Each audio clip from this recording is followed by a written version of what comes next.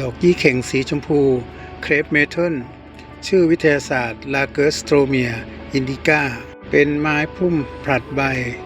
หรือไม้ยืนต้นขนาดกลางแต่กิ่งก้านเป็นพุ่มทึบดอกออกเป็นช่อใหญ่ที่ปลายกิ่งกลีบดอกบางย่นและหยักมีสีชมพูหวานไปจนถึงสีชมพูบานเย็นตัดกับเกสรตัวผู้สีเหลืองเด่นชัดดอกยี่เข่งมีหลายสีเช่นสีขาวสีชมพูหรือสีม่วงการขยายพันธุ์ปลูกง่ายด้วยการเพาะเมล็ดหรือปักชำกิ่งควรตัดแต่งกิ่งหลังดอกโรยเพื่อให้แตกพุ่มใหม่และออกดอกต่อเนื่องยี่เข่งสีชมพูเป็นพันธุ์ไม้ที่มีถิ่นกำเนิดจากจีนและเทือกเขาหิมาลัย